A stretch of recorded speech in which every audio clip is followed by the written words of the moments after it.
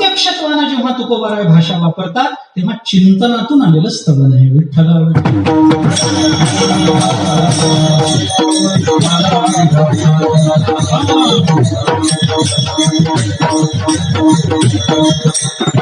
अभंगात भाव पुष्कळ. मी सुरुवातीलाच आपल्याला बोललोय की मला सगळेच भाव आता व्यक्त करणं वेळेच्या मर्यादेत शक्य नाही.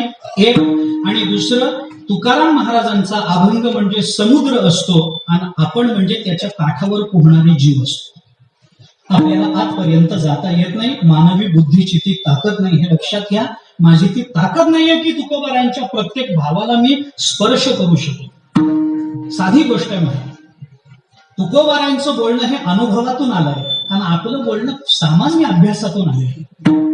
अभ्यासाचं बोलणं अनुभवाच्या बोलण्यापुढे अत्यंत तुच्छ असतं.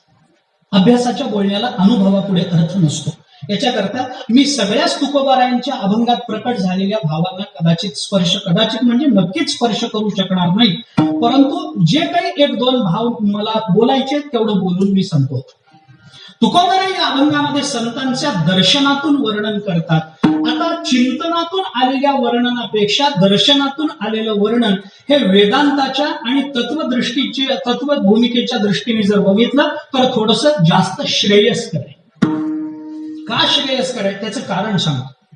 काय आहे, संतांचं वर्णन हे संतांच्या सन्मुख केलं असेल तर ते जास्त चांगलं आणि श्रेयस्कर असतं माघारी केल्यापेक्षा. असं एक वचन आहे, काही वर्णन ही समोरच करायची असतात आणि काही दोष हे माघारी सांगायचे असतात.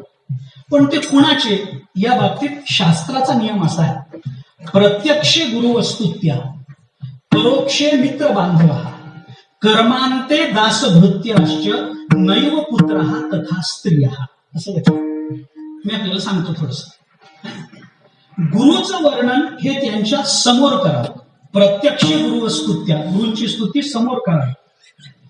मित्राची आणि भावाची स्तुती त्याच्या माघारी करावी. परोक्षे मित्र बांधवा, मित्र बांधवा हा परोक्ष स्तुत्या. मित्राची भावंडाची स्तुती करताना माघारी करावी. परोक्ष म्हणजे माघारी. कर्मांते दासभृत्याश्च, सेवक आणि नोकर यांची स्तुती करताना काम झाल्यावर करावी. कर्मांते, कर्म झाल्यानंतर त्यांची स्तुती करावी. आणि बायकोची मुलाची तोंडावरही करू नये, माघारी नैव पुत्र हा तथा स्त्रिया. आता मोर्चे येतील की नाही माझ्या घरात, मोर्चे येतील का नाही, पण हे का शास्त्राचं बोलणं हे मर्माचं असतं. मी त्याचं कारण सांगतो आपल्याला. म्हणजे लौकिक कारणही सांगतो आणि अलौकिक कारणही सांगतो. आता बाकी तीन आम्हाला पटतं. पहिले तिन्ही पटतात. गुरुची तोंडावर करावी, मान्य. भावाची मित्राची माघारी करावी, मान्य.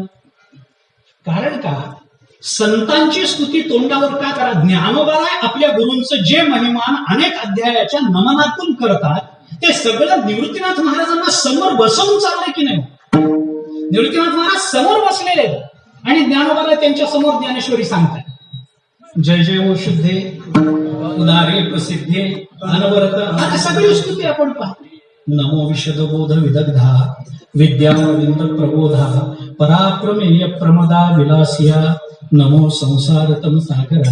तर नमो संसार तम सूर्या तरुण तरतुर्या लालबलीला नमो जगदखिल पालना मंगळमणी निधाना सज्जनवन चंदना आराध्यलिंगा. किती 8व्या अध्यायाचं नमन पहा. ते तर किती म्हणजे किती. जय जय देव निर्मळ विजजना अखिल मंगळ जन्मजला जलत व्याळ. किती एक आहे का ते, एक आहे का, एक नाही अनेक. विदजिता मंगळ कुळ किती तरी. मी आता सगळ्या ओळी आपल्याला सांगू शकत नाही, क्रमानं मलाही आता एकदम लक्षात येणार नाही.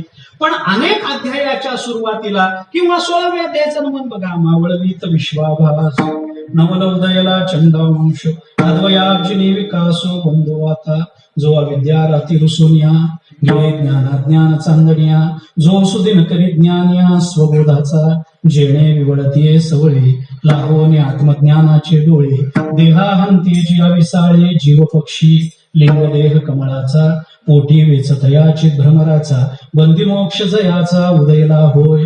शब्दाची या आसकडी भेद नदीच्या दोही थडी आरडते विरह वेळी बुद्धिबोध तया चक्रवाकाची मिथून सामरस्याचे समाधान भोगवे जो चित गगन भोग. सूर्याचं रूपक करून ज्ञानोबावर नाही का. एक जगामध्ये सूर्य उदयाला आल्यानंतर जगतामध्ये कसा व्यवहार सुरू होतो. जगामध्ये सगळीकडे प्रकाश पडतो.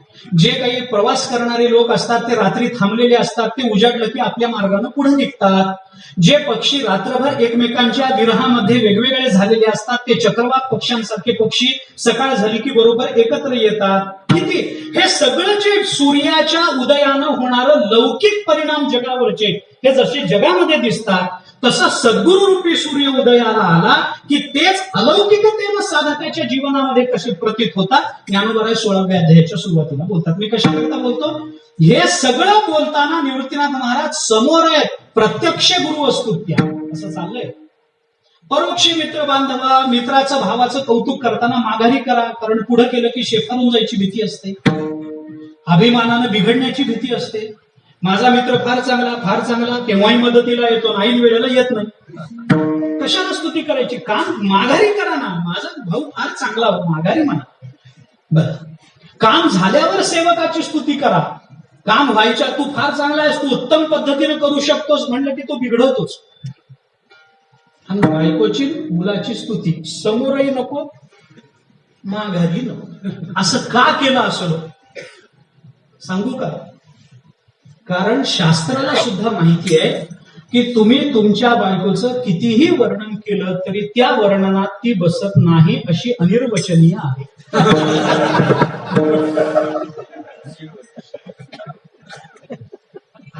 वर्णनाच्या अतीत, वर्णनाच्या पलीकडे. हो तिथं लौकिक भाषा चालत नाही, तिथं फक्त समाधी भाषा.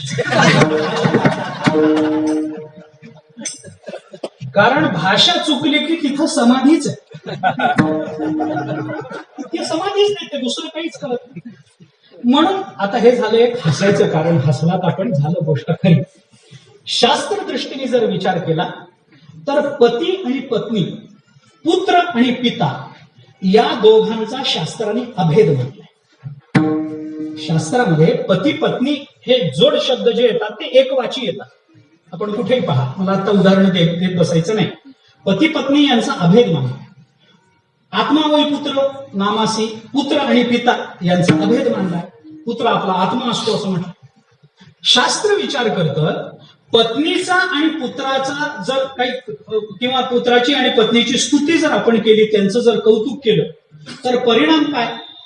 ते आपल्याशी एकरूप असल्याने त्या निमित्तानं आपलंच वर्णन करणं होईल आणि आपल्या मुखाने आपलं वर्णन करणं हे पाप आहे म्हणून करू नये.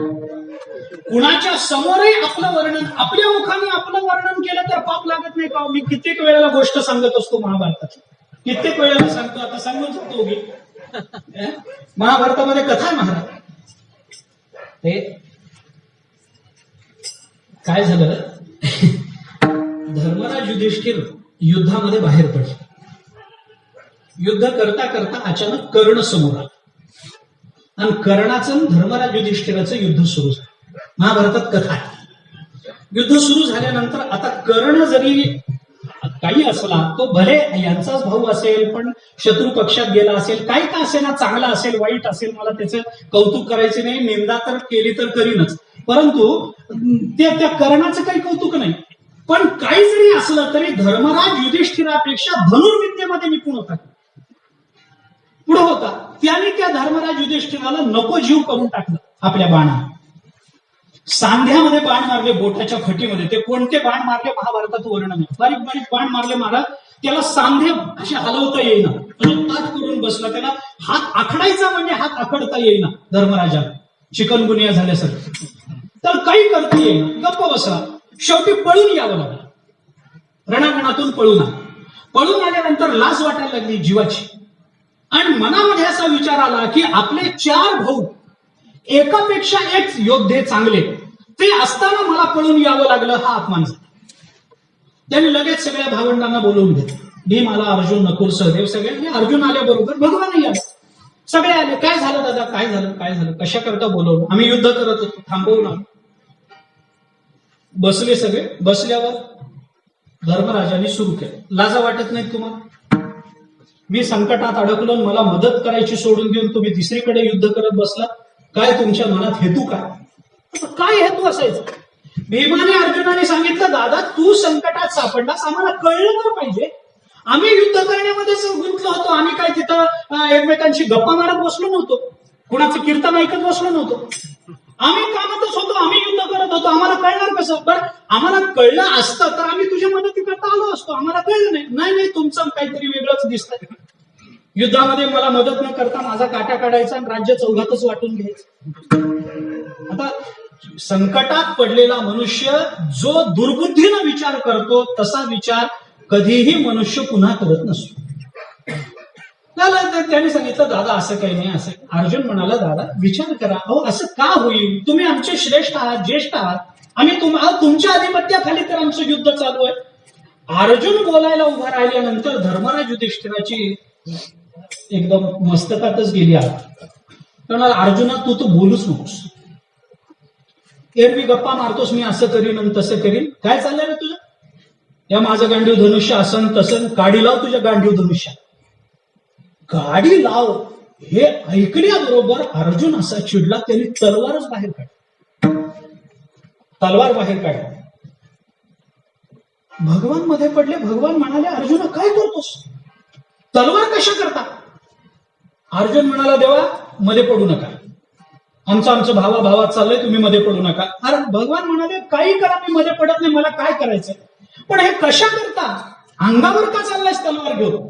अर्जुन म्हणाला, देवा मी प्रतिज्ञा केली होती, तुमच्या लक्षात असेल, मला कुणी काही बोलेल तर मी काही म्हणणार नाही, पण माझ्या गांडीव धनुष्याचा जर कुणी अपमान करेल तर मी त्याचा वध करेन. माझी प्रतिज्ञा आहे. आणि याने माझ्या गांडीव धनुष्याचा अपमान केला, मी आता याला मारल्याशिवाय राहत. भगवान म्हणाले, मग बरं झालं, खुशाल मार.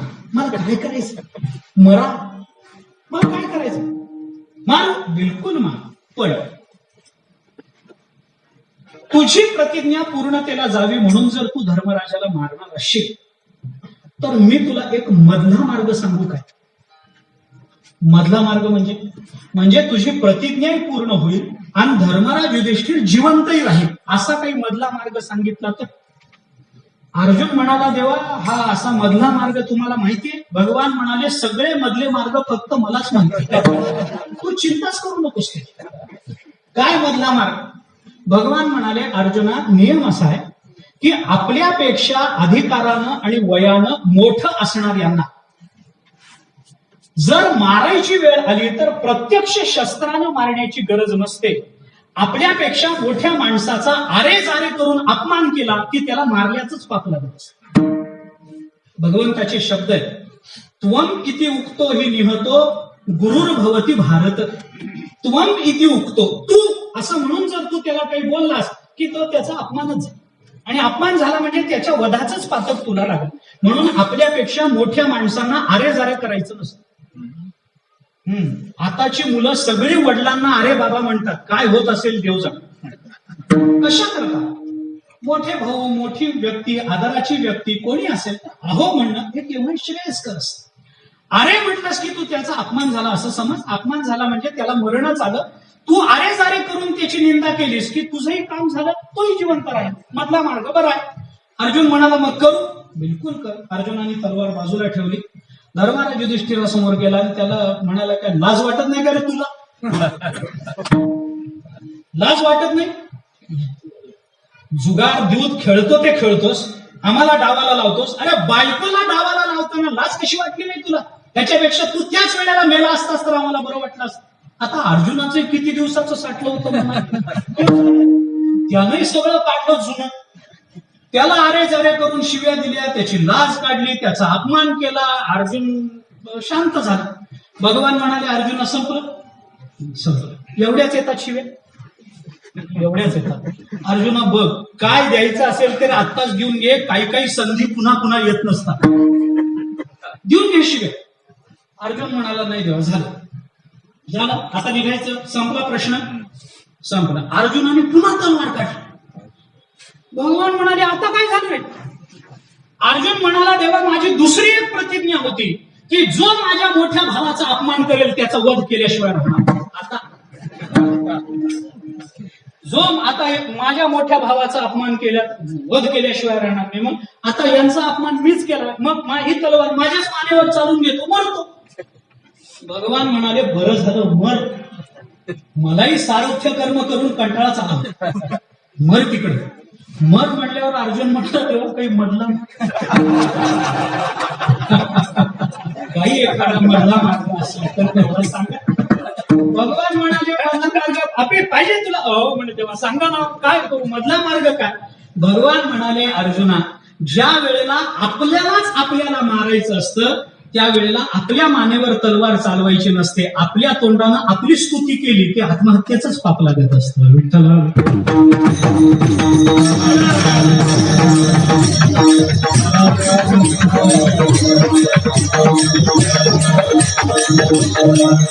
मी का बोललो ही कथा कशा करता सांगितली? मागे चला थोडासा, मूळ खुंटा सोडू नका, विचाराचा खुंटा सोडू नका. महाराज दृष्टांत येतात आणि जातात, दृष्टांताला फार महत्व नाही. तुकोबारांच्या शब्दाचा खुंटा न सोडला तरच आपण जीवन तरुण जाऊ शकतो, नाहीतर बुडण्या वाचून गत्यंतर न. लक्षात तुकोबारांच्या शब्दांना सोडू नका. तुकोबाराय जी भाषा बोलतात या अभंगामध्ये ती ऐका. तुकोबाराय संतांचं वर्णन करतात, ते वर्णन करताना प्रत्यक्षत्वानं करतात आणि प्रत्यक्षत्वानं वर्णन करत असताना तुम्ही असा शब्द वापरतात. तुम्ही संत माय बाप अवतार तुम्हा धराया कारण उद्धरावे जन. जी भाषा वापरली ती बघा आपण. याच्यामध्ये तुकोबारायांनी केलेलं वर्णन हे स्वमुखातून स्वच केलेलं वर्णन नाहीये, तर आपल्या मुखातून संतांच्या वर्णनातून आपल्या जीवनाची कृतार्थता सिद्ध होते. हे तुकोबाराय आपल्याला या अभंगातून सिद्ध करून देते. मला जो विचार मांडायचा होता तो आणखीन एक भाव मी आपल्या समोर प्रकट करतो. या अभंगामध्ये तुकाराम महाराजांनी जी भाषा वापरली त्याच्यामध्ये जरा विरुद्ध भाषा. कशी भाषा आहे बघा आपण. तुकोबाराय म्हणतात तुम्ही संत मायबाप कृपावंत. इथपर्यंत मान्यच आहे, तुम्ही कृपावंत आहात, तुम्ही मायबाप आहात, तुम्ही संत, मान्य, सगळं मान्य. पण हे सांगताना काय मी पतित हे म्हणायची काही गरज होती? त्यांच्या वर्णनामध्ये तुम्ही प्रवृत्त झालाय का तुमच्या पातित्याच्या चिंतनामध्ये तुम्ही प्रवृत्त झालाय? तुम्हाला सांगायचं काय? त्यांची स्तुती करायची आहे का तुम्ही पापी आहात हे सांगायचंय? काय मी पतित केले, मी पतित आहे असं तुकोबाराय म्हणतात, कशा करतात? त्याचं उत्तर देऊन जातो. संतांच्या वर्णनामध्ये स्वतःचं पातित्य सांगण्याचं खरं म्हणजे कारण नसतं, परंतु स्तुती करताना ती दोन प्रकारांनी शास्त्रांनी सांगितलेली आहे. एक आपला जो वर्ण विषय आहे म्हणजे वर्णन करण्याचा जो विषय त्या विषयाबद्दलच बोला एक प्रकार, आणि त्या विषयाबद्दल जर बोलता येत नसेल तद भिन्न असणारा तद्विरोधी असणारा जो विषय आहे त्याची निंदा करा, म्हणजे मग आपोआप त्याची स्तुती. एकाची निंदा ही दुसऱ्याची स्तुती ठरते बऱ्याच वेळा. उदाहरण सांगू, समोरून दोघे जण चालत येतात, दोघेही आपले मित्र आहेत. दोन मित्र समोरून चालत येतात, जवळ आल्यानंतर आपल्या जवळ आले, जय हरी झालं, दोन्ही आपलेच मित्र आहेत. आणि त्या दोघांपैकी एकाला आपण म्हणालो तुम्ही फार सज्जन आहात हो, दुसऱ्यांनी काय समजून घ्यायचं? दुसऱ्यांनी काय समजून घ्यायचं? एकाची निंदा ही दुसऱ्याची स्तुती बऱ्याच वेळेला ठरते, एकाची स्तुती ही दुसऱ्याची निंदा ही बऱ्याच वेळेला ठरते. हा सापेक्षत्वाचा धर्म तुकोबारायांनी सुद्धा अभंगातून आपल्याला सांगितलं. एका म्हणतात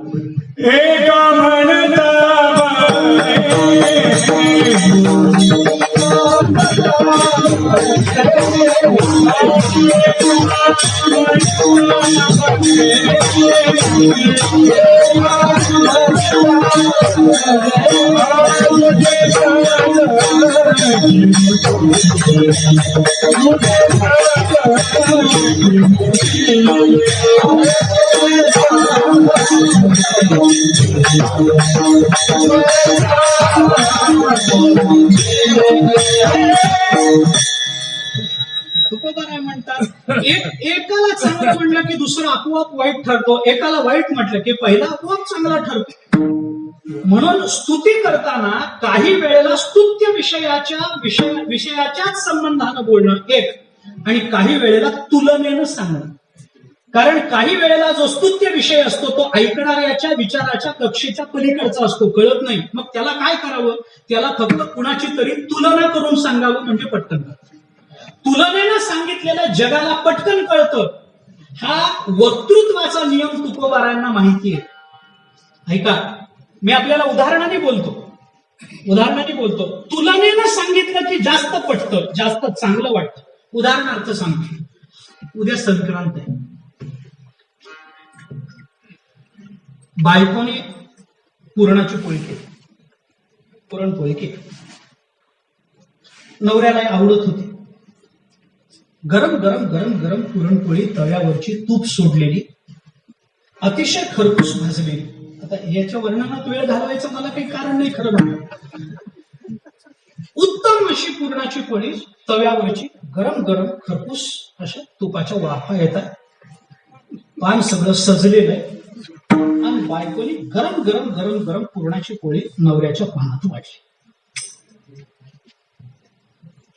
आनंद आहे. बायकांचा एक स्वभाव असतो, पानात वाढून 1 मिनिटही होत नाही तोवर त्या विचारतात कशी झाली. त्याला खाऊ तरी दे, त्याला तोंडात तरी घालू दे, अन्न घास तरी घालू दे तोंडात, कशी झाली. अजून खायची, अजून एक तूप वाढलं, वर तूप वाढलं, दुधाची वाटी बाजूला भरून ठेव, लगेच विचार कशी झाली. तर तो म्हणलं काय गरम खाऊन मरू काय, माझ्यावर संक्रांत तुझ्यावर कशा करत, थांब ना जरा 1-2 मिनिट, त्याला वाफ तरी जाऊ दे, तोंडात घालणं ते शक्य तरी होऊ दे, कशी झालं कशी. शेवटी 4-5 वेळेला विचारते ते, तो उठत नाही, खातो बाकीचं खाऊ नका, आधी ते खा. म्हणजे त्यांनी काय खायचं हे ठरवण्याचा जिला अधिकार आहे. तिला बाई ते खा, फू करून फुंकर मारून कशा तरी एक घास त्यांनी खाल्ला. ते घास खाल्ल्याबरोबर पूर्णाचा असा चटका टाळूला बसला. त्याला बोलता येईना आणि ती विचारते कशी. त्याने सांगितलं अवस्था झाली. कशी व्हायची काय अवस्था, म्हणाला पुरणपोळी कशी झाली. शेवटी त्याने चव घेतली, त्याने सांगितलं फार छान झाली. आता फार छान झाली, संपला ना विषय.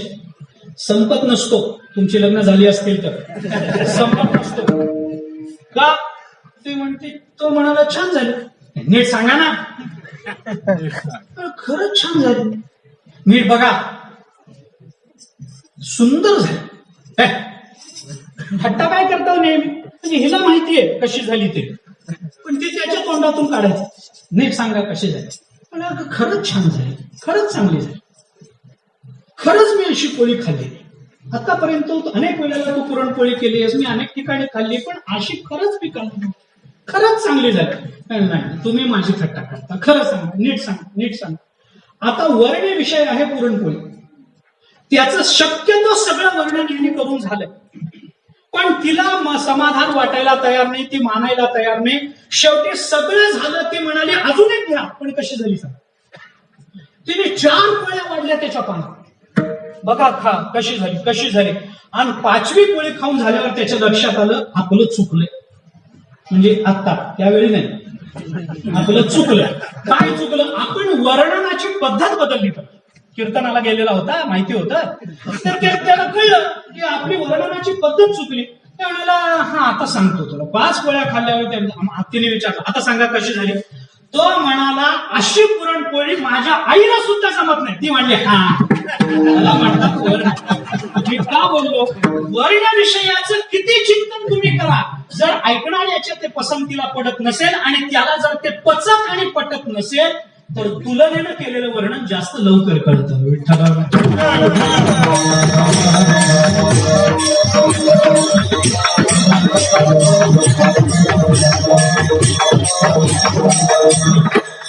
आजच्या कीर्तनातला हा माझा दृष्टांत उद्याच्या अनेकांच्या अनुभवाचा विषय म्हणून आज सांगून ठेवतो. पहिल्याच पोळीला म्हणा, म्हणजे डायबिटीस वाढत नाही. तुलना करावी लागते. म्हणून तुकोबाराय म्हणतात, अरे तुम्ही संत मायबाप कृपावंत पण कळत नाही ना, मग काय करू, अरे मी पतीत आहे. याच्यावरून तरी त्यांचं मोठेपण लक्षात. अशी पिढी माझ्या आईला सुद्धा आयुष्यात जमली नाही. कायम मी पतीत, कीर्तिवानू मी पतीत आहे. हे तुकोबारायांना आपलं पातित्य सांगायचं नाही, पण जगाला तुलना केल्याशिवाय कळत नाही हे तुकोबारायांना माहिती आहे. आणि म्हणून या वक्तृत्वाच्या नियमाला अनुसरून तुकोबाराय स्वतःचं पातित्य प्रकट करतात आणि संतांच्या अवताराची एक अलौकिक आणि जगताच्या बुद्धीला पटेल अशी मीमांसा या अभंगात करतात.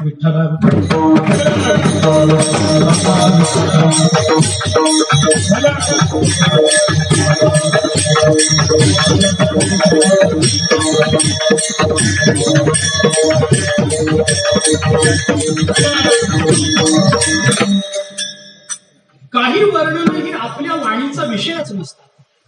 काय वाणू आता न पुरे वाणी,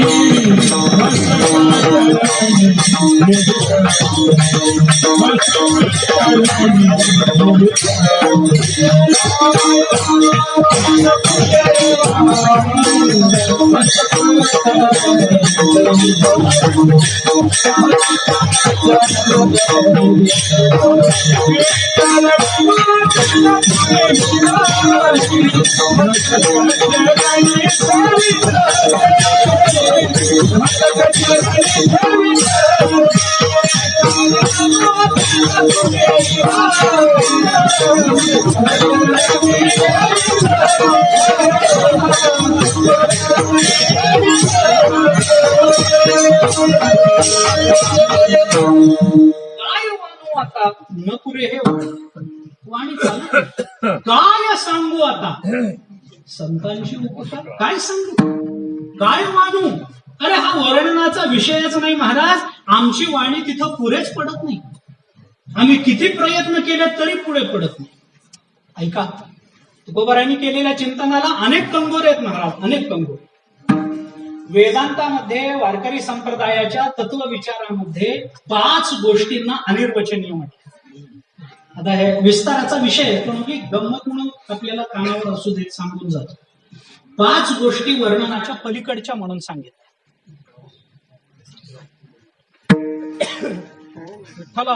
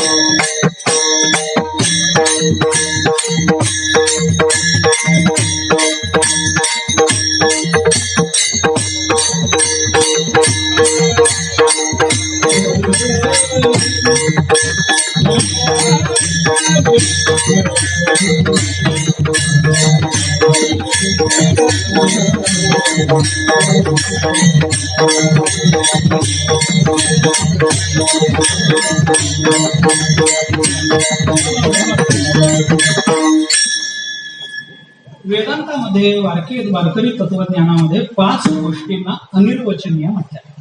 थोडक्यात सांगतो. परमात्मा एक, माया 2, त्रिपुटी 3, भक्ती 4 आणि संत महात्मे 5. या 5 तत्वांना वारकरी संप्रदाय अनिर्वचनीय समजतो. का समजतो? आता त्याची प्रमाण खूप आहेत. यतो वाचो निवर्तन ते अप्राप्य मनसासह, पुष्कळ प्रमाण. मन वाचातीत तुझे हे स्वरूप म्हणून या वगैरे वगैरे वगैरे पुष्कळ.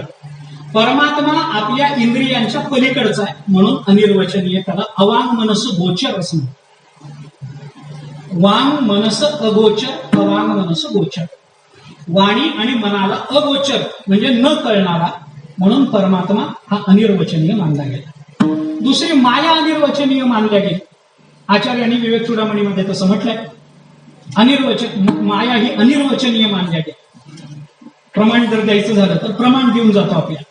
सन्नाप्य सन्नाप्य उभयात्मिकानो, भिन्नाप्य भिन्नाप्य उभयात्मिकानो, सांगाप्य नंगाप्य उभयात्मिकानो, अनिर्वचनीय महद्भूता अनिर्वचनीय रूपा. ही अनिर्वचनीय रूप माया. कशामुळे मानली? कारण आहे म्हटलं तर नाही, नाही म्हटलं तर आहे. नाही म्हणून जाईजे हे विश्वाकारी देखीजे, विश्वायसे म्हणजे तरी ते माया. ज्ञानेश्वर महाराजांनी म्हटलं माया अनिर्वचनीय.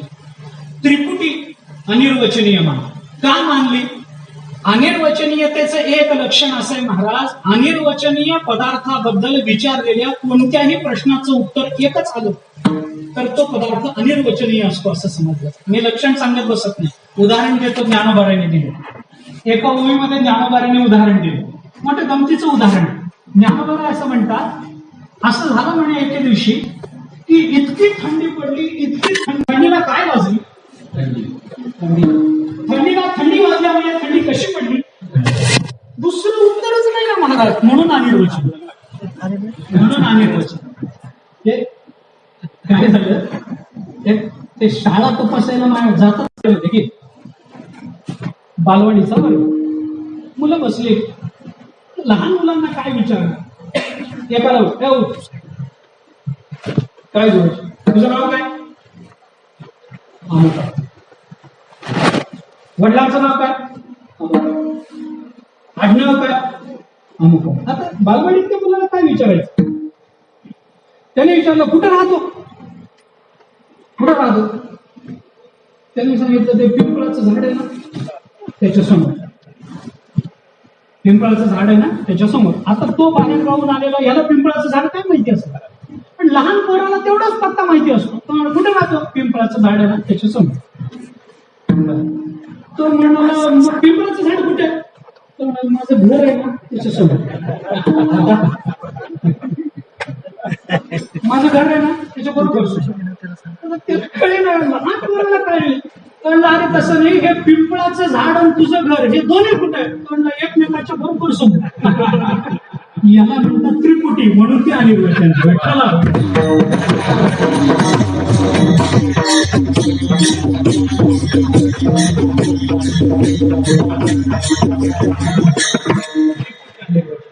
भक्ती अनिर्वचन.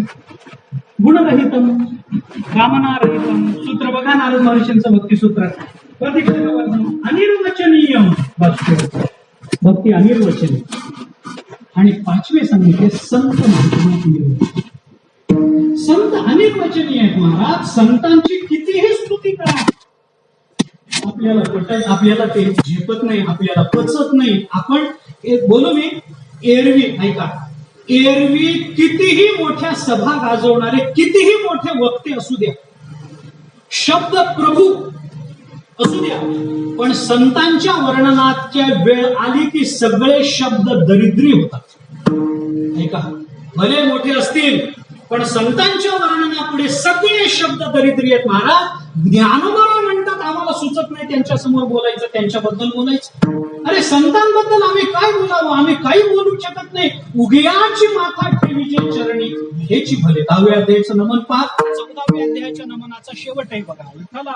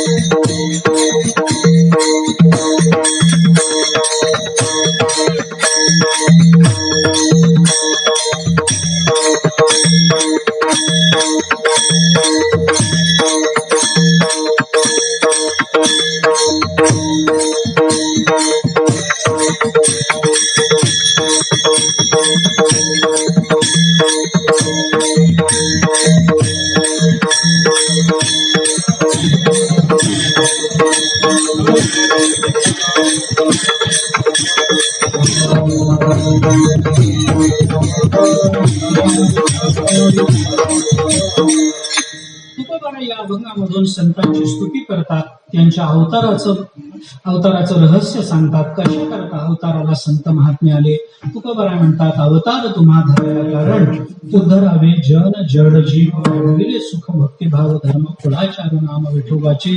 तुकोबाराने अवताराची मीमांसा करताना सांगितलं, बाबा कशा करता संतांचा अवतार असतो.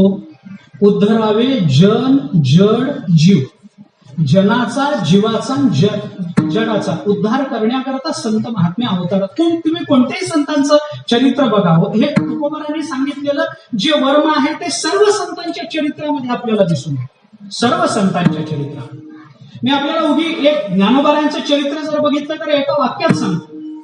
ज्ञानोबाराने हरिपाठ सांगितला, हरिपाठ लिहिला. हरिमुखे म्हणा पुण्याची गणना कोण करी, हे म्हणताना हरिमुखे कोणी म्हणायचं, कुणाला हरिमुखे म्हणून सांगितलं. एका कुणाला, एका समाजाला, एका जातीला, कुणाला एका वर्गाला, सुशिक्षितांना, बेरोजगारांना, काही असं आहे काही नाही. हरिमुखे म्हणा कुणी, अरे सगळ्यांनी म्हणा, एकाने नाही. ज्यांना ज्यांना देवाने तोंड दिलंय. मी जर भाषा चांगली वापरतो, ज्यांना ज्यांना देवाने तोंड दिलंय आणि कंसात बुद्धी दिली, त्यांनी हरिमुखे म्हणा. कारण बुद्धी नसेल तरच मनुष्य हरिमुखे म्हणत नाही. ज्याला बुद्धी आहे तो म्हणतोच. याचा अर्थ जो म्हणत नाही त्याला बुद्धी. सरळ साधी गोष्ट, साधा विचार, आपल्याला साधा विचार. देवाने ज्याला तोंड दिलं, अरे हरिमुखे म्हणा. ज्ञानोबाराने हरिपाठ सांगितला, जगाचा उद्धार. उद्धरावे जन जड जीव. हरिपाठ सांगितला, जनाचा उद्धार. भिंत चालवली, जडाचा उद्धार. आणि रेड्यामुखी वेद बोलवला, जीवाचा उद्धार. विठ्ठला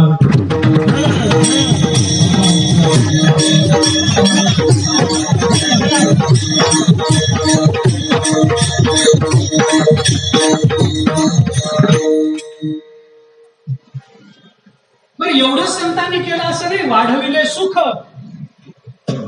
भक्ती, भाव, धर्म. आता सांगू, आता चरणाचा विस्तार आहे, पण मी उगे नुसतं पिन लावून जातो. बघा घरी जाऊन विचार करता आला तर तसाही करून बघ. वाढविले सुख एक भाग. जगाचं सुख कसं वाढवायचं असतं. एखाद्याच्या जीवनातलं सुख वाढवायचं असेल तर त्याला भौतिक गरजांची परिपूर्णता करून सुख वाढवता येतं. पैसा दिला म्हणजे सुख वाढवता येतं. अरे आज दिलेला पैसा उद्या जाईल, मग काय पुन्हा दुःख आहेच. एखाद्याला आणखीन काही भौतिक चांगल्या गोष्टी दिल्या, चांगले कपडे दिले, उद्या फाटून जातील. थोडस आयुष्य वाढलं, उद्या संपून जाईल. संतती दिली, उद्या चातुर्मासाला पंढरपूरला पाठवील. झालेली संतती काही चांगलीच असेल असं नाही. सत्ता दिली, सत्ता देणं म्हणजे कृपा नाही बरं, ही अवकृपा.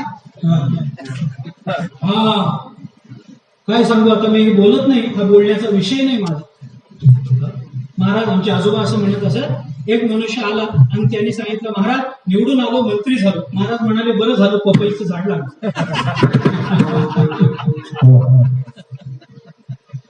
त्याला माहितीच नव्हतं पपईचं झाड काय. म्हणलं, महाराज पपईचं झाड म्हणजे काय. महाराज म्हणले, 5 वर्ष फळ. पपईच्या झाडाला पुढे फळ नाही. आता तुमच्या भागात पपया लावलेले बघा, पैसा मिळत नाही असं नाही. 2-4 एकरावर लाखो रुपये कमवता येतात, पण 5 वर्षात ते झाड संपलं, त्याला तोडूनच टाकावं लागतं. काही उपाय नाही त्याचा. 5 वर्ष फळ. तसं हे पपईची झाड आहे तो. काय करता त्याला संता दिली, उद्या जाईल ना. 5 वर्ष कशाला, वर्षभरामध्ये अविश्वासाचा ठराव. काय करता काय होऊ शकतं जगतामध्ये. सत्ता आली, उद्या जाईल. काय मिळालं म्हणजे माणसाला समाधान आणि सुख वाढेल सांगा. म्हणून तुकोबारा म्हणतात, वाढविले सुख. अरे पण सुखाचे विषय काय, कशाला सुख वाढेल. तुकोबारा म्हणतात, मानवी जीवनात सुख वाढवण्याची 3च कारणं. भक्ती, भाव आणि धर्म यानेच सुख वाढतं, इतर कोणत्याही कारणाने वाढत नाही. विठ्ठला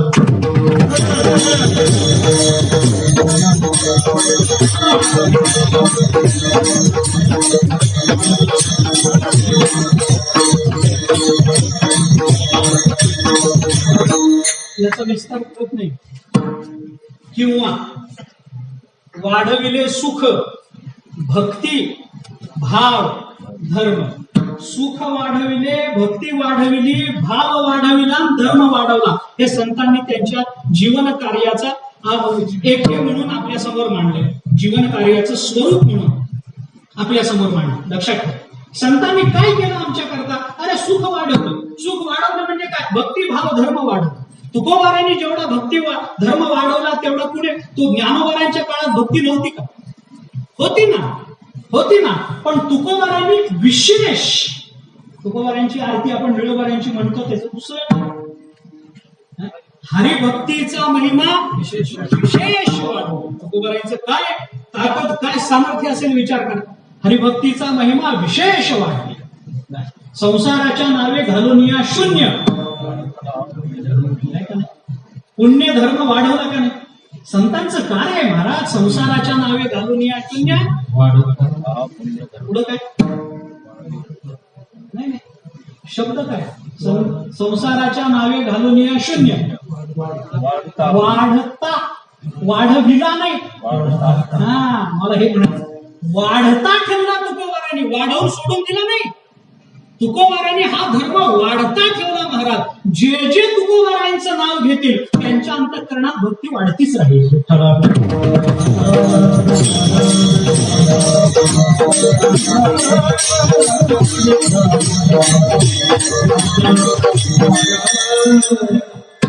शेवटाकडे मला माहिती अजून विठोबा भजन व्हायचंय, वेळ संपली, 9 वाजले, पण एक थोडा वेळ अजून मला द्या. बऱ्याच दिवसांनी कीर्तन झालंय.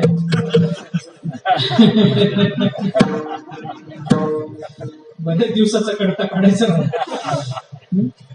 थोडा वेळ. नियम आहे व्याकरणाचा. तुकोबारांनी संतांचं वर्णन केलं, त्यांचा अवतार कशा करता झाला, त्यांनी अवतारावर येऊन कार्य काय केलं हे तुकोबारांनी सांगितलं, गोष्ट खरी. परंतु एवढं सगळं करूनही संतांच्या वर्णनाचं समाधान तुकोबारांनी मिळालं का? तर त्याचं उत्तर आहे नाही. काही वर्णन समाधान देतच नसते. अजून पुढे सांगू, ज्या व्यक्तीच्या, ज्या वस्तूच्या वर्णनामध्ये आपल्या अंतःकरणामध्ये कायम असमाधान राहतं, ती व्यक्ती म्हणजेच संत असू शकते, दुसरं कोणीच नाही.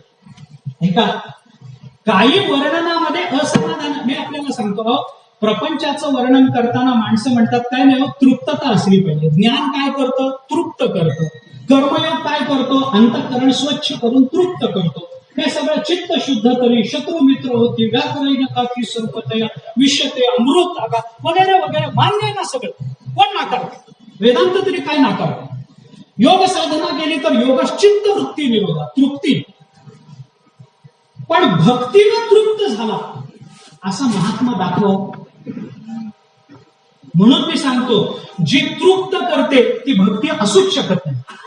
जी कायम अतृप्त ठेवते तिला भक्ती नाही. माझी भाषा पटणार नाही अनेकांना. अरे जी अतृप्त ठेवते तीच भक्ती आहे महाराज. जी तृप्त करेल ती भक्ती नाही. नामस्मरणाचा आनंद ज्याला मिळाला त्याला किती नामस्मरण केलं तर थांबावं वाटेल. किती नामस्मरण केलं तर थांबावं वाटेल. त्याला वाटतं आता थांबूच नाही, बस अखंड चालू राहावं. माझी मज झाली अनावर वाचा छंद या नामाचा घेतलास. तुकोबाराय बोलतात ना. म्हणून तृप्त करते ती भक्ती नाही. काही काही गोष्टी अतृप्तच असतात, अतृप्तच ठेवतात. त्याच्यामध्ये संतांचं वर्णन कुणालाही अतृप्त ठेवतो. तुकोबारायांची तृप्ती झाली असं नाही. तुकोबारा म्हणतात अरे अजूनही माझ्या मनात काहीतरी कमी आहे, अजूनही आपल्या वर्णात काहीतरी कमी. मी वर्णन करतोय संतांचं पण कुठंतरी कमी आहे, अजून समाधान नाही, अजून समाधान नाही. म्हणून मी म्हटलं की व्याकरणाचा नियम आहे. ऐका, व्याकरण जाणणारे अनेक लोक असतील आपल्यापैकी, व्याकरण शिकलेले आणि आता व्याकरण शिकवणारे आपल्यापैकी बरेच असतील. व्याकरणाचा नियम असा आहे महाराज की ज्या वेळेला वर्ण विषयाच्या वर्णनामध्ये न्यूनता राहत असते त्याच वेळेला अलंकाराची योजना केली जाते. दृष्टांत कशा करता वापरायचा, उपमा कशा करता, उत्प्रेक्षा कशा करता, उदाहरणं द्यायची कशा करता, या अलंकाराची योजना कशा करता असते.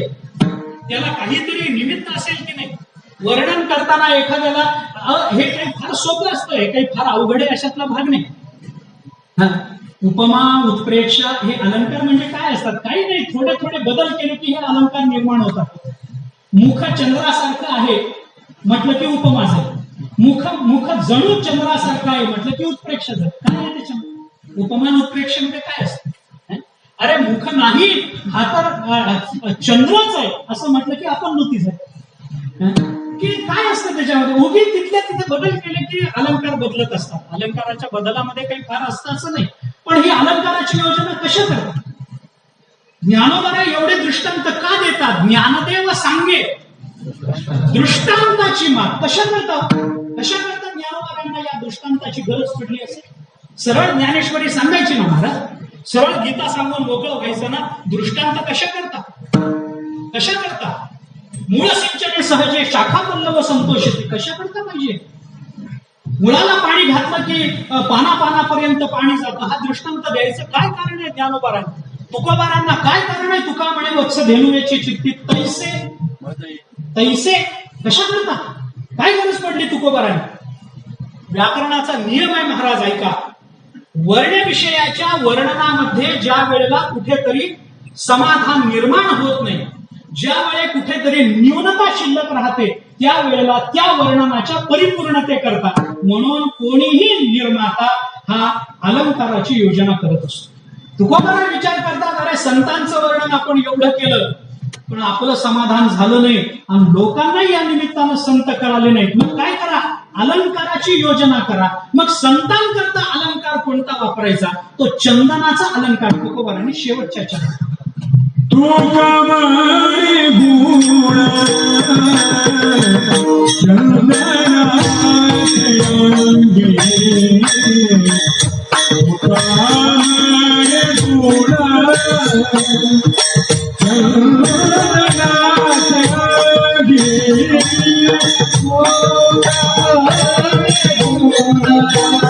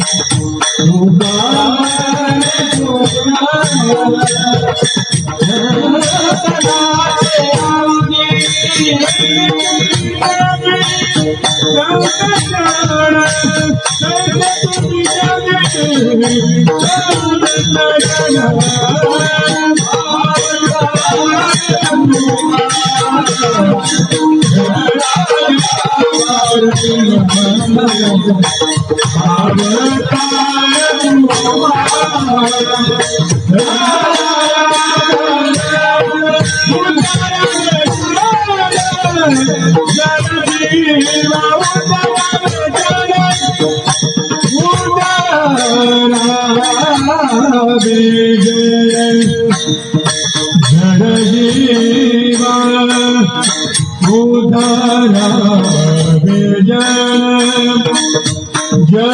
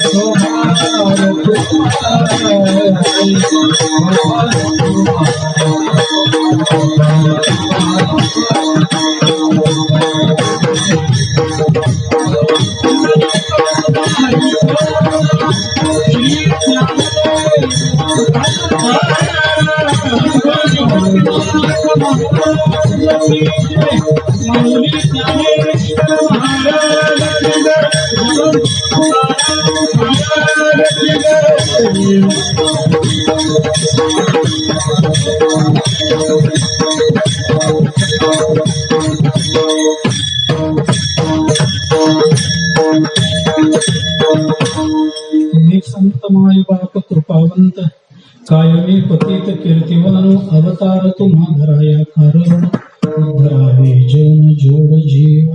जगद्गुरु संत श्रेष्ठ श्री तुकाराम महाराज या अभंगामधून संतांचं वर्णन करतात. ते वर्णन करत असताना त्यांच्या अवताराची मीमांसा करतात. ते वर्णन करत असताना त्यांची स्तुती करतात. त्यांची स्तुती करत असताना ती आपल्याला कळणार नाही म्हणून स्वतःची निंदा करून घेतात. या सगळ्या शब्दांना काही विवक्षित असा अर्थ आहे आणि हे वर्णन अंतःकरणाला पुन्हा पुरेसं वाटत नाही म्हणून अलंकाराची योजना करून त्याचा विचार आपल्याला सांगतात. हे काय आहे थोडस स्पष्ट आता वेदांताची भाषा आहे तसं म्हटलं तर, परंतु खरं सांगायचं झालं तर वेदांतामध्ये उपमान प्रमाणाचं जे काम आहे की नाही ते साहित्यामध्ये अलंकार करत असतो. असं आहे. वेदांतामध्ये उपमान प्रमाण काय आहे? लो सदृश्य गवय सादृश्य सांगणं. त्याच्यामध्ये कुठेतरी उपमान प्रमाण असतं तसं सादृश्य सांगणं हेच दृष्टांताचं किंवा इतर कुठल्याही अलंकाराचं काम असतं.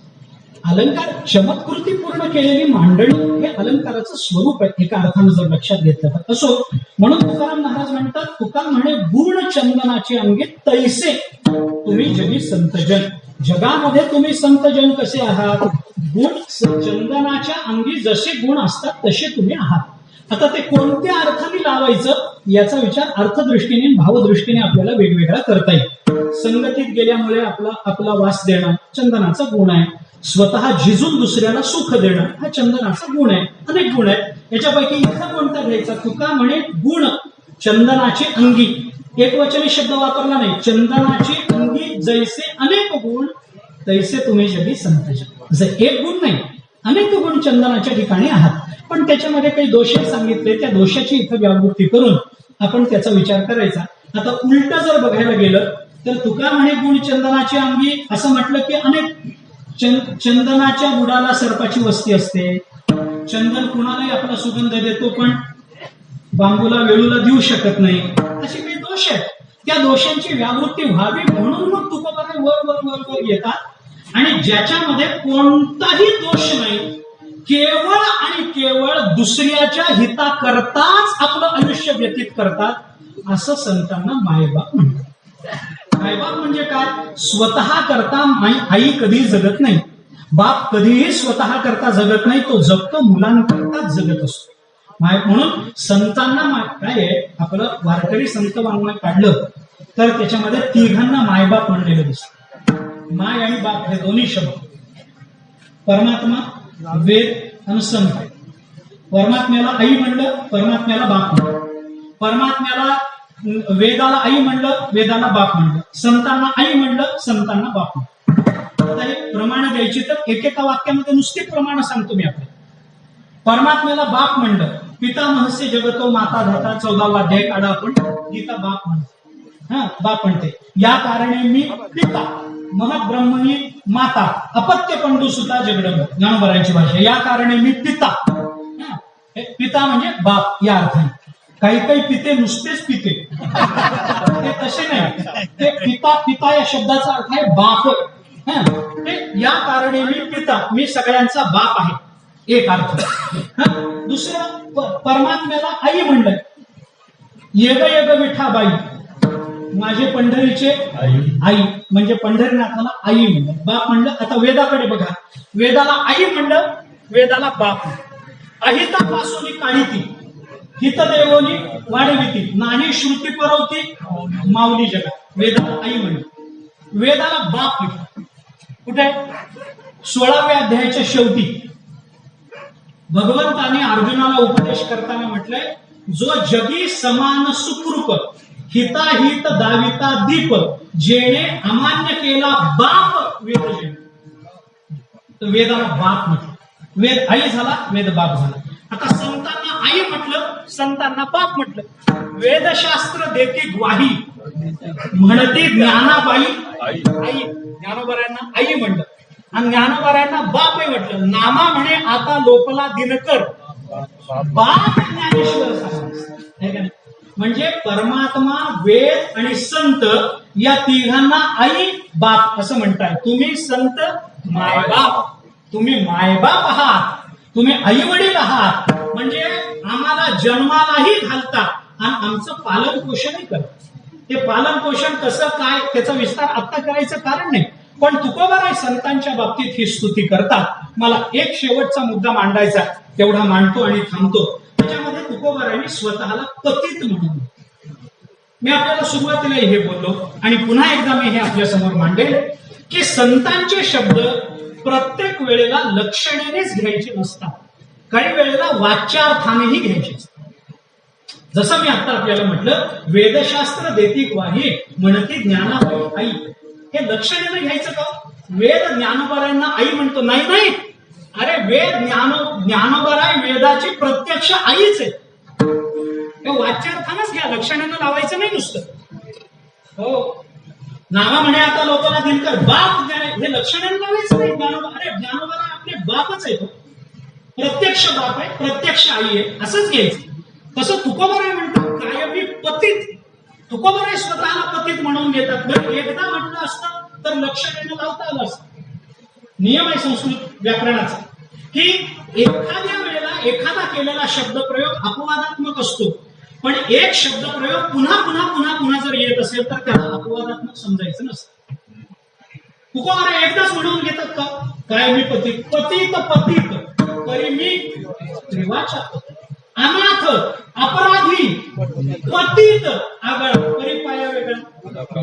किती ठिकाणी एकदा काय अनेक ठिकाणी तुकोबार आहे पण मी तेव्हा अनाथ अपराधी सर्वहीन मतिमंद बुद्धी हे म्हणणं काय हे पातित्य स्वतःकडे तुकोबार आहे पातित्य ओढून घेत का तुकोबार आहे स्वतःला पतित समजत असतील काय कारण असेल तुकोबारांना पतित समजायचं काहीतरी हेतू असेल काहीतरी कारण असेल त्याच्याशिवाय तुकोबाराय शब्द प्रयोग करणार नाही.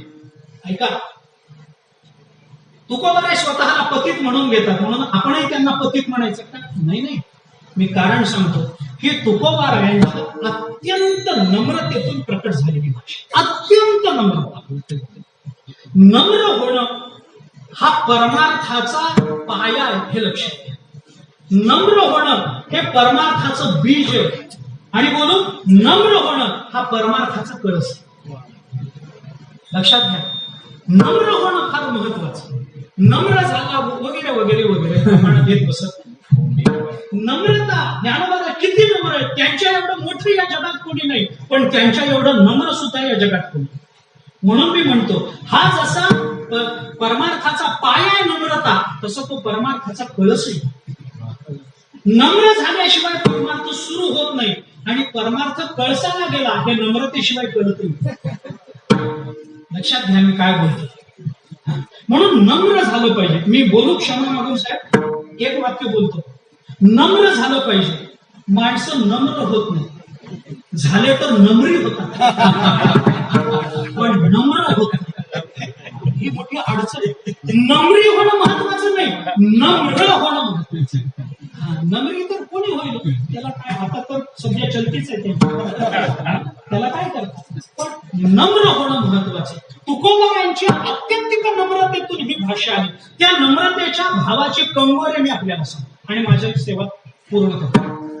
किती कंगोरे आहेत त्या नम्रतेची कायमी पतित हे तुकोबारा म्हणतात. हे म्हणताना किती नम्रतेचे किती कंगोरे या विचाराचे मी आपल्याला का तुकोबारा स्वतःला पतित म्हणून घेत असते. मी थोडी अनुमान करतो थोडं कल्पना करून काही विचार मांडतो त्याला प्रमाण देण्याचा प्रयत्न करतो. प्रमाणानं माझी कल्पना सिद्धांतामध्ये परिवर्तित होते का याचा विचार करतो. थोडं चिंतन करून पहा का तुकोबाराय स्वतःला नम्र पतित म्हणून घेत असते. नम्रता मान्य पण नुसत्या नम्रतेतून पतित म्हणून घेतात का तर त्या नम्रतेच्या कंगोऱ्यांचा विचार काय नम्रता. तुकोबाराय म्हणतात मी संतांच्या वर्णनाकडे प्रवृत्त झालो याच्यात माझं पातित्य मी पतित आहे. संतांच्या वर्णनात पातित्य पतितता असते का नसते पण का म्हणतात त्याचं कारण मी आपल्याला सांगतो. तुकोबाराय हे ज्ञानेश्वरीचे वाचक नाहीये. तुकोबाराय ज्ञानेश्वरी जगणारे महात्मा. जेव्हा ज्ञानेश्वरीच्या वाचनामध्ये ज्ञानोबारांनी म्हणलेलं तुकोबारांनी वाचलं काय वाचलं वाचा जेथ विसवे ते साधक. अरे वाचा जिथं थांबते ना तिथून संत चरित्र सुरू होतं ज्ञानोबारा बोलतात. आणि तुकोबारा विचार करतात आपले पूर्वसुरी आपले पूर्वज आपण ज्यांना गुरुस्थानी मानत आलो नुसतं गुरुस्थानी नाही तर पायीची वाहन पायी हरी असं ज्यांच्याबद्दल आपल्या अंतःकरणातून शब्द बाहेर आले ते ज्ञानोबाराय जर संतांच्या वर्णनामध्ये वाचा विसवे असं म्हणतात तिथं आपण आपली वाचा प्रवृत्त करणं हे पाप नाही का. तुकोबारांना अत्यंत नम्रतेनं ते पातक वाटतं. ज्ञानोबारांनी जे सांगितलं त्याच्यापेक्षा आपण काही पुढे आहोत का ज्ञानोबारांपेक्षा आपण मोठे आहोत का. जिथं ज्ञानोबाराय म्हणतात वाचा विसवे तिथं आपण वाचनी वर्णन करायचं. तुकोबारांच्या मनाला हे कुठंतरी खटकतं. ज्ञानोबारांच्या बद्दलचा अत्यंतिक श्रद्धाभाव तुकोबारांच्या प्रवृत्तीला प्रतिरोध करतो. ऐका मी भावनिक कारण सांगतो आपल्याला आणि ज्ञानोबारांच्या पुढे आपण नसताना मोठ्यांनी सांगितलं की आपण ऐकावं. फार प्रश्न विचारू नये तर आपलं कल्याण असतं.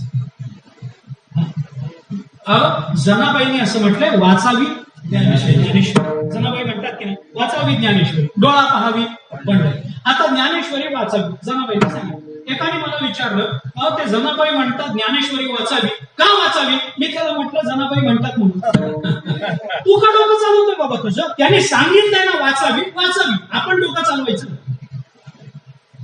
ब्रह्मदेव स्वामी अखंडानंदजींनी त्यांच्या एका लेखामध्ये फार चांगलं वाक्य उच्चारलं अखंडानंदजींनी असं म्हटलंय की परमात्म्याची प्राप्ती जीवाला फार सहज आहे. संतांनी सांगितलेल्या मार्गावरून जीव जर डोळे झाकून जाईल ना तर भगवंताची प्राप्ती फार सहज आहे. तुझा भावा आहे देव तरी हा सुलभ उपाय, हा सोपा उपाय आहे, तू काही करू नको. संतांनी सांगितलेल्या मार्गावरून जीव जर डोळे झाकून जाईल ना परमात्मा फार सहज उपलब्ध आहे. पण त्या मार्गावरून चालताना जीव आपलं डोकं चालवतो म्हणून लांब वाटतं. अखंडानंदजीने आपलं डोकं चालवायचं नाही. जनाबाईने म्हटलं ना वाचावी आपण वाचा, जनाबाईने म्हटलं ना डोळा पहावी आपण आपलं डोकं चालवायचं नाही. संतांनी सांगितलं. तुकोबारा विचार करतात, ज्ञानोबाराय म्हणतात वाचा जेथ विसवे, पण तरी मी माझं डोकं चालवलं. मग ज्ञानोबारायांच्या शब्दाचं माझ्याकडून उल्लंघन झालं म्हणून मी पती विठ्ठला.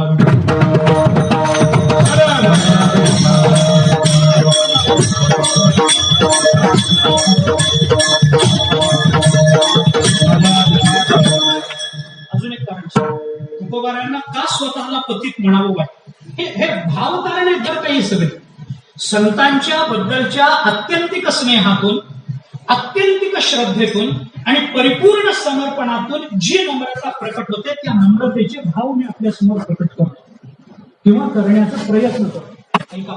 दुसरा भाव तुकोबाराय म्हणतात एखादा मनुष्य एकदा एक बोलतो आणि दुसऱ्यांदा ते दुसरंच बोलतो. जे बोलतो त्याच्या विरुद्ध करतो त्याला माणूस म्हणावं का? जे बोलतो त्याच्या विरुद्ध करतो त्याला माणूस म्हणत नाही, मग त्याला मंत्री माणूस नाही.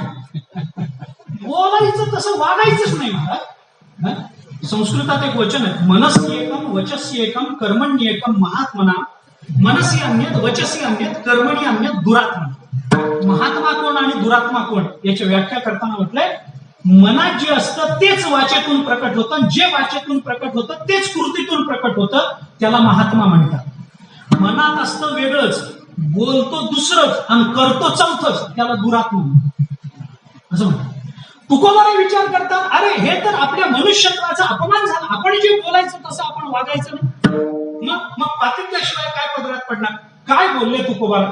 संतांबद्दल तुकोबारा बोलताना असं म्हणाले, स्तुती करू जैसा नाही अधिकार, न कळे हा विचार योग्यतेचा. तुकोबारा म्हणतात अरे या संतांची स्तुती करावी असा माझा अधिकार नाही, कारण मला योग्यतेचा विचार कळत नाही. ते बोलणं आणि करताना मात्र आपण संतांची स्तुती करायला गेलो, आपण बोललो तसे वागलो नाही म्हणून मी पतित आहे.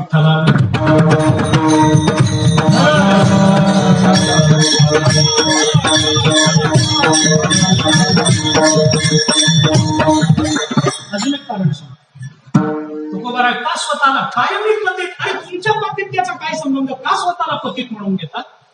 तुकोबारा म्हणतात त्याचे कारण माझ्या मनाचं बोलत नाही, ज्ञानोबारा बोलतात म्हणून बोलत. 10व्या अध्यायाचं ज्ञानोबारायांचं नमन, नमनाचा शेवट पहा. सद्गुरूंच्या संतांच्या वर्णनाचा विचार करताना ज्ञानोबाराय असं बोलले,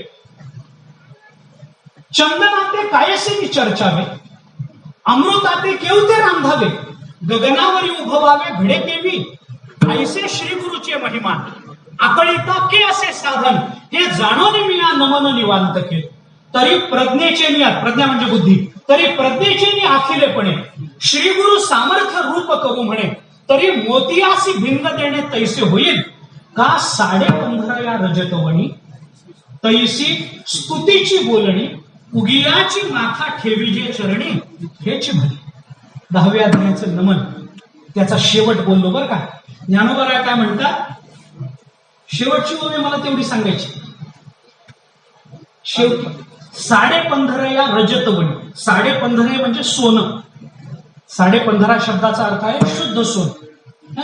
16वा भाग म्हणजे शुद्ध तारीख, त्याच्यात 15.5 म्हणजे अलंकाराकरता उपयुक्त असणारं सोनं. 16वा कसू तो शेवट आहे, तो शेवट झाला. सुवर्ण शुद्धी कसू 16वा जायचा. 18व्या अध्यायामध्ये ज्ञानोबारायांनी चिंतन केलं का? देवळाची या कामा कळसू, परम सिंधूशी परम गंगेशी सिंधू प्रवेशू, का सुवर्ण शुद्धी कसू 16वा जायचा आहे ना 18व्या अध्याय. तिथं 16वा म्हटलं की परिपूर्ण सोनं झालं की ज्या सोन्याचा अलंकार होत नाही. शुद्ध सोन्याचा अलंकार होत नाही बरं, त्याच्यामध्ये कुठेतरी तांब मिसळावं लागतं तर अलंकार. सोनारांना माहितीये म्हणून तर त्यांचं चालतं. शुद्ध सोन्याचा अलंकार झाला तर सोनाराची दुकानं बंद पडतील, असं होत नाही. त्याच्यामध्ये थोडं तांब हिणकस मिसळावं.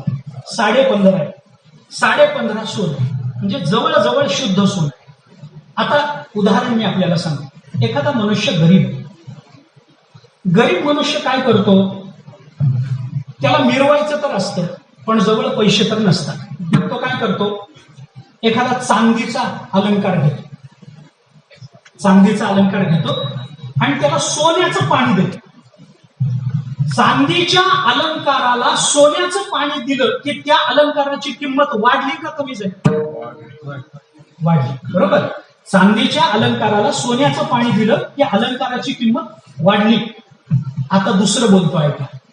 श्रीमंत मनुष्य त्यांनी सोन्याचा अलंकार केला आणि त्याला चांदीचं पाणी दिलं. काय झालं?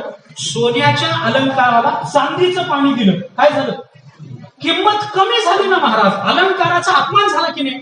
ज्ञानोबा म्हणतात तसं संत महात्मे म्हणजे शुद्ध सोन आहे आणि माझं वर्णन म्हणजे चांदीचा वर दिलेला लेप. ऐका, 15.5 या रजतवळी. 15.5 म्हणजे सोन्याला, रजत म्हणजे चांदी. चांदीचं पाणी दिलं तैसी स्तुतीची बोलत. तसं माझं बोलणं म्हणजे शुद्ध सोन्याला चांदीचं पाणी देण्यासारखं आहे. आणि संत जर शुद्ध सोन आहे आणि माझं बोलणं जर चांदीचं पाणी असेल तर त्या शुद्ध सोन्याची म्हणजे संतांची किंमत मी कमी केली का वाढवली? कमी केली. मग संतांची किंमत मी कमी केली म्हणून मी पातकी आहे. विठ्ठला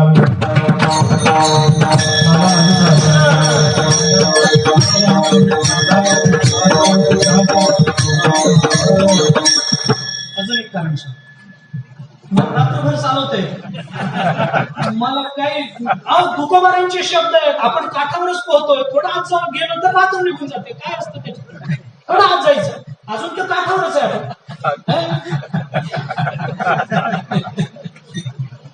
त्या अल्बर्ट आईन्स्टाईनचे शब्द आहेत महाराज.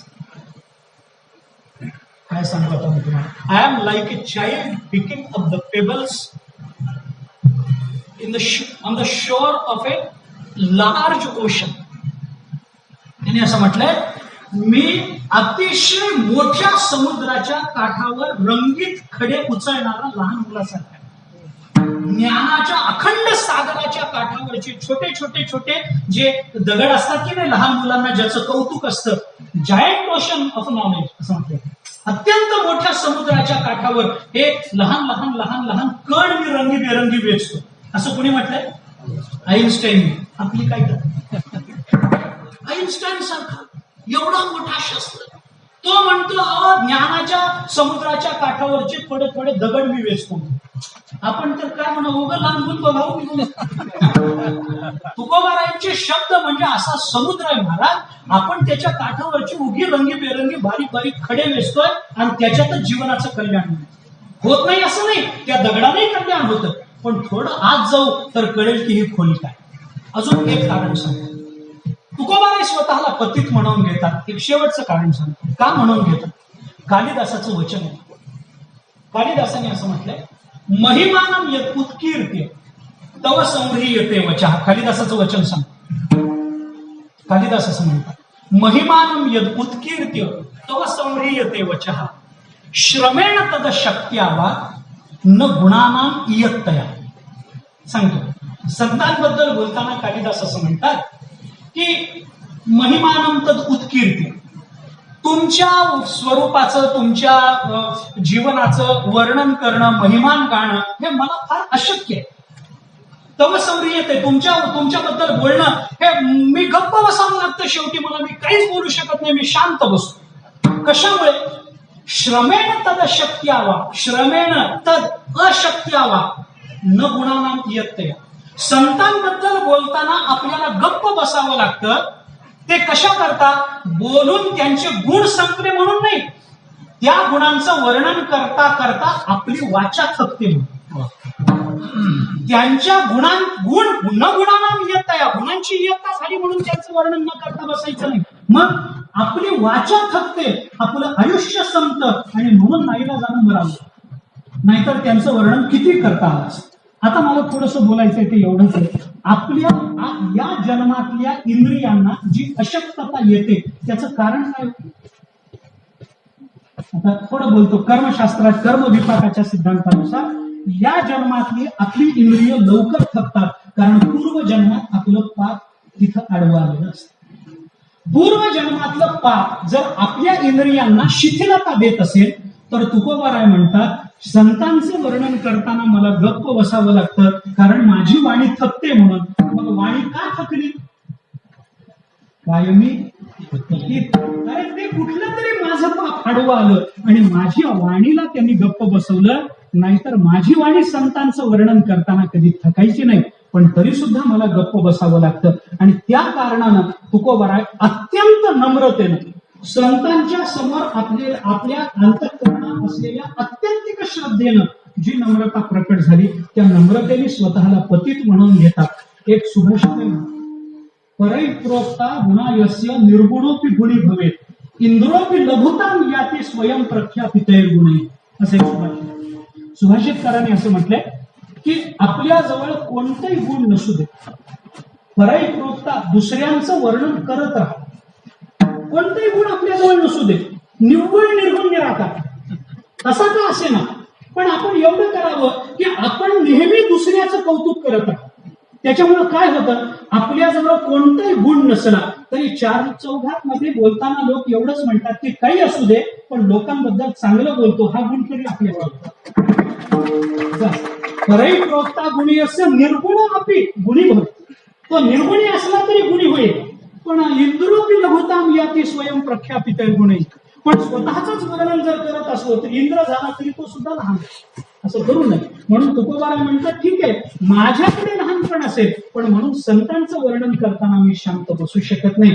म्हणून या अभंगातून काही जरी नाही आपल्याला विचार करता आला तरी संतांचं वर्णन केलं पाहिजे आणि संतांच्या वर्णनात स्वतःला पतित म्हणून घेतलं पाहिजे. एवढं जरी आपल्याला कळालं तरी आपलं जीवन धन्यतेला गेलं असं समजायला हरकत नाही. आजचा हा विचार, हा मुद्दा मायबापांसाठी, आई वडिलांनी आपल्यासाठी जे कार्य केलं त्यांना संत म्हणून आपण त्यांच्या समोर नतमस्तक झालं पाहिजे. मातृदेवो भव, पितृदेवो भव, आचार्य देवो भव, अतिथी देवो भव, अशी आपली संस्कृती. मातृदेवो भव या शब्दाचा अर्थ माता देव आहे असं नाही. भव हे क्रियापद आहे, मातेला देव मानणारा तू हो असा त्याचा अर्थ. पितृदेवो भव म्हणजे पित्याला देव मानणारा तू हो. आपण काय व्हावं हे आपल्याला सांगितलं, ते काय आहे हे सांगायचं नाही. ते आई देव आहेच आहे, त्याला तुम्ही म्हणून काही उपयोग नाही. आम्ही आईला देव म्हणल्याने आई देव होत नसते, आई देव असतेच. आमच्या म्हणण्याचा न म्हणण्याचा प्रश्न नाही. माता देव आहेच, पण त्या माता रूपी देवतेला देव मानणारा तू हो हे महत्वाचं. तसं ते हो म्हणून शास्त्राने जे सांगितलंय तसं आमच्या जाधव साहेबांनी ते भव हे क्रियापद स्वतःकडे घेऊन ते सिद्ध करून आई बापाला ते त्यांनी देव मानून हा उत्सव अनेक वर्ष ते साजरा करत आलेले आहेत. माता पित्यांचं स्मरण आहे. आपल्यावर आईचं वडिलांचं एक ऋण असतं, ऋषींचं एक ऋण असतं, देवाचं एक ऋण असतं. हे 3 ऋण शास्त्राने सांगितले. आणि 4थं ऋण मी सांगतो. मी एक 4थं ऋण सांगतो. आपल्यावर देवाचं ऋण आहे, आपल्यावर ऋषीचं ऋण आहे, आपल्यावर आई वडिलांचं ऋण आहे. अजून एक सांगू, आपल्यावर आपल्या देशाचं ऋण आहे. जसं आई वडिलांच्या ऋणातून मुक्त होण्याचा साहेबांनी प्रयत्न केला, हे काय आहे, मातृऋणातून पितृऋणातून उतराई होण्याचा एक प्रकारच आहे. होता येत नाही ही गोष्ट वेगळी, पण प्रयत्न करणं हे जास्त महत्वाचं असतं. जमत नाही म्हणून सोडून देण्यापेक्षा प्रयत्न करून जमलं नाही हे म्हणणं हे जास्त अभिमानास्पद असतं. हे लक्षात घ्या. मी मुद्दाम सांगतो, सासवडचा घाट खाली बघून जमत नाही म्हणून सोडून जाणाऱ्यापेक्षा अर्ध्या घाटातून होत नाही बाबा म्हणून बसलेला वारकरी केव्हाही श्रेष्ठ. तसं जमत नाही म्हणून सोडून देऊ नये. प्रयत्न करून जमलं नाही हे अभिमानानं मिळवता येण्यासारखं. म्हणून आई वडिलांचं ऋण आपल्याला फेडता येणं, आपल्या कातड्याचे जोडे करून घातले तरी आई वडिलांचं ऋण फिटतच नसतं. पण म्हणून प्रयत्नच करायचा नाही, तत्संबंधानं भावच प्रकट करायचा नाही, असं होत नाही. असं करू नये. साहेबांनी तो एक आदर्श आपल्या सर्वांसमोर ठेवलेला आहे. त्या निमित्तानं आपण त्याचा विचार करावा. देवऋणातून ऋषी ऋणातून उतराई होण्याचा जसा प्रयत्न आपण करतो, तसं देश ऋणातून उतराई होण्याचा सुद्धा आपण प्रयत्न केला पाहिजे. हे लक्षात घ्या. देशाच्या ऋणातून आपणही उतराई होऊ शकत नाही. देशाच्या ऋणातून उतराई फक्त सैनिक होतात, बाकी दुसरं कोणी होऊ शकत. देशासाठी जीव देतात, देशासाठी प्राण देतात आणि उतराई होतात.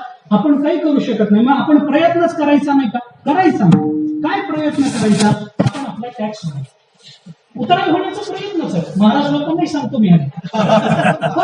ज्यांना इन्कम आहे त्यांना टॅक्स आहेच की नाही? त्याचं नावच इन्कम टॅक्स. ज्यांना इन्कम आहे त्याने टॅक्स भरला पाहिजे. आता ज्यांना इन्कम नाही कोण म्हणत कोण आहे का? मला इन्कम नाही, महाराज लोकांनी सांगावं इन्कम नाही. तर देशाचं काम देशाकरता केलं पाहिजे. जे जे आपल्याला आपल्या देशाकरता करणं शक्य आहे त्याचा विचार आपण केला पाहिजे. त्याच्याकरता ज्या समर्पणाची अपेक्षा असते तसं 100% समर्पण जरी आपल्याला देता आलं नाही, 2%, 3%, 5% सुरुवात तर केली पाहिजे. कुठेतरी अल्पांशानं का होईना पण प्रारंभ केला पाहिजे. त्या दृष्टीने या सगळ्या जबाबदाऱ्या आपण समजून घेतल्या पाहिजेत आणि त्या दृष्टीनं आपल्या जीवनाची आखणी करून एक संतांना अपेक्षित असणारं परिपूर्ण व्यापक असं जीवन जगण्याचा प्रयत्न केला पाहिजे. ते आपलं ती व्यापकता, ती परिपूर्णता आपल्याला संत वाङ्मयाच्या चिंतनातून कळते. म्हणून सर्वांच्या चरणावर मस्तक ठेवून प्रार्थना, सर्वांच्या पायावर डोकं ठेवतो, सर्वांना नमस्कार करतो आणि सर्वांना विनंती करतो, रोज ज्ञानोबारायांच्या 10 ओव्या, तुकोबारायांचे 5 अभंग वाचल्याशिवाय आपला दिवस संपू देऊ नका. एवढीच सगळ्यांना नम्रतेची प्रार्थना.